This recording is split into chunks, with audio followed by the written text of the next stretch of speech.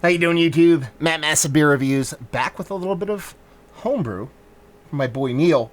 Air quote homebrew. I air quoted homebrew before with Neil for a couple different reasons. Because the level of beers he puts out and what he was trying to do with his brewery kind of warranted a little bit of air quotes, but these are extra special air quotes because now he is a brewery. I mean, he was always Gilded Skull. I actually should have been using his glass. Sorry, brother. I forgot that I had that. But this does not come from Gilded Skull, Neil. This comes from Homebrewer, Neil. And this is, note so I don't forget, this is Every Sunrise Petite Sunflower Seed Saison. 2.7% alcohol by volume, son. Thank you very much. It's 100% house milk mixed culture primary fermentation in stainless for 10 months. It's got sunflower seeds, wild malt, malted oats, wheat, 5-year-old aged burlap hops, fresh Tardif de Bourgogne. I always fuck that up, man. I can't. And Czech Saaz hops, bottle condition, very high carb with sunflower honey. So there you go. Thank you very much, Neil, for sending this off. He told me make sure you let it sit for a couple days, and I believe when did I get this? Was it Wednesday?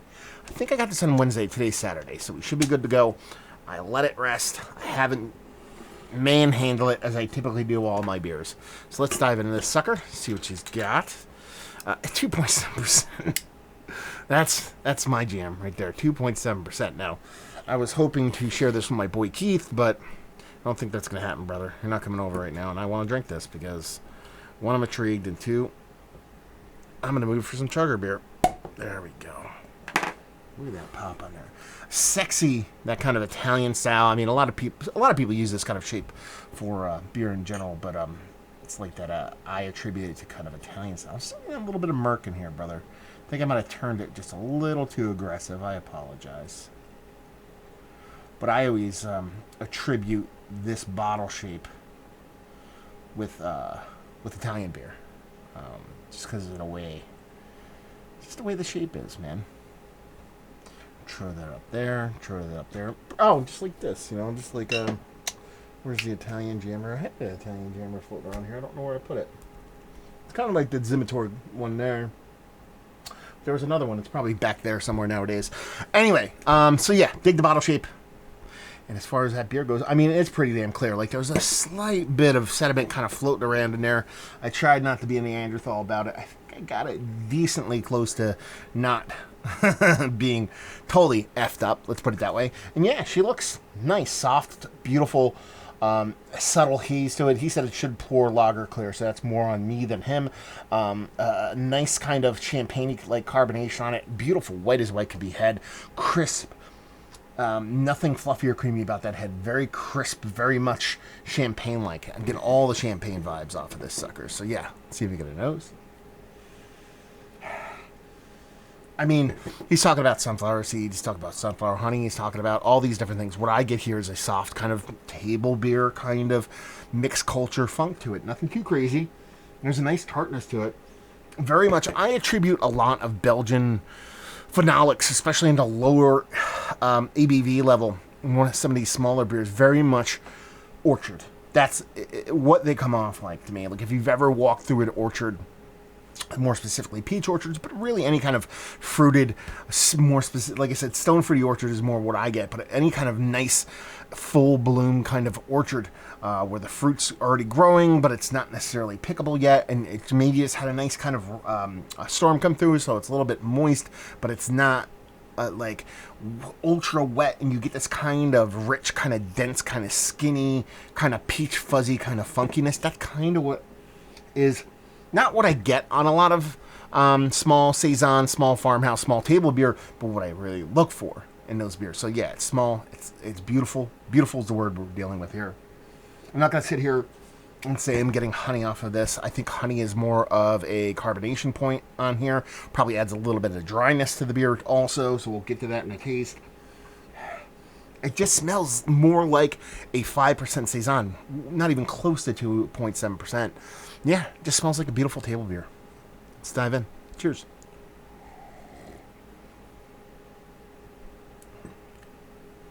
I drink this fucking 9 billion times a day.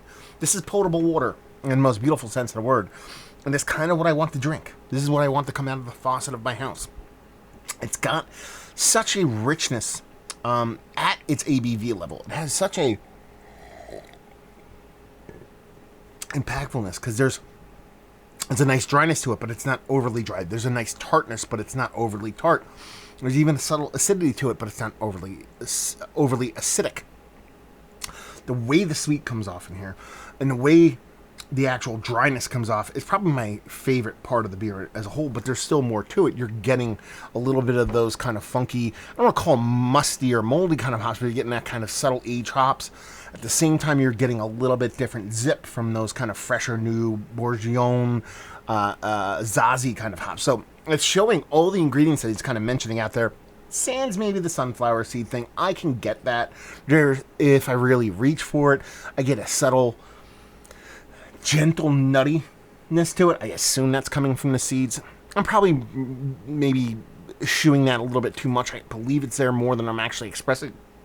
But it's more like that yeast portion show, that tartness, the way the hops play are just a little bit more striking, a little bit more aggressive than maybe it's kind of pushing down that seed portion show. But as I talk and I let it sit and I'm not sipping it, I get more of that seedy kind of thing. That's why I'm kind of double backing on that conversation a bit.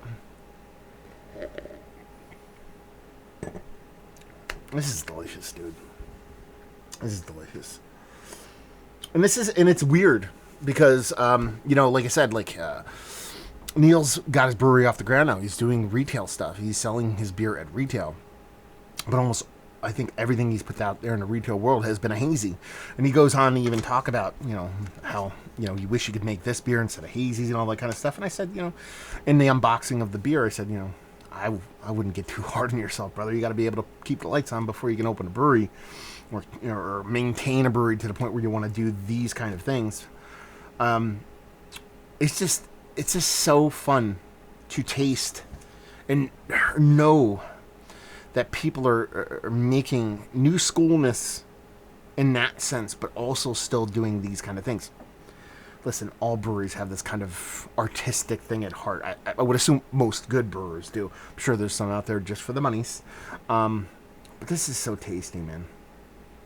Each sip I take, I get more of that actual sunflower seed, so I'm going to walk back that comment completely. And it's beautiful.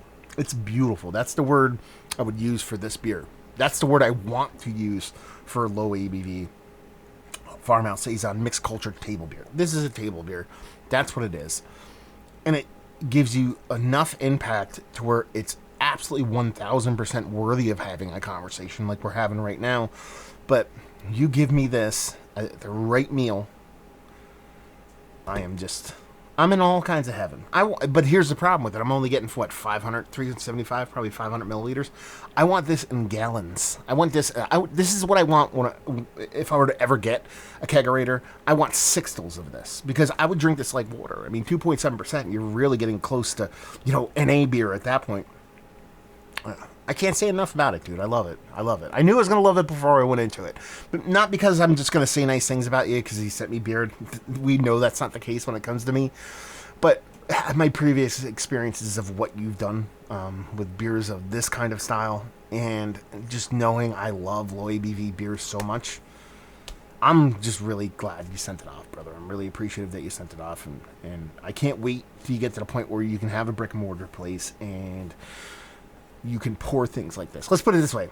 When you open your brewery and you're pouring the first day, I will be there. I will get in my car, I will drive up that way, and I will sit there and I will sit in the corner by myself and I will drink whatever version of this you put on draft. I will drink this for 10 hours.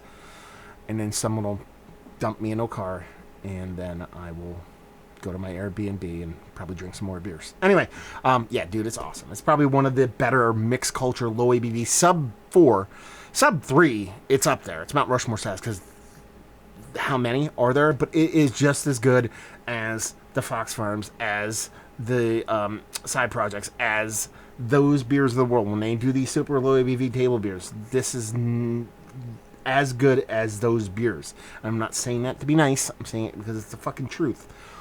So there you go. And that's it. I'm not going to say anything else about it. I don't want to compare it to any other beers. I want to stand on its own and just say I think it's absolutely fucking delicious. And, just open the brewery already, dude. Like, get your shit together. Get that brewery open. I know, because it's so easy in general, let alone during a pandemic. But yeah, I can't wait, dude, because it's absolutely delicious stuff. So there you go. Another review in the books. Hopefully you guys enjoyed it. Little homebrew goodness. Throw it on Homebrew Wednesday if you guys enjoy Homebrew Wednesday and me talking about homebrew beers.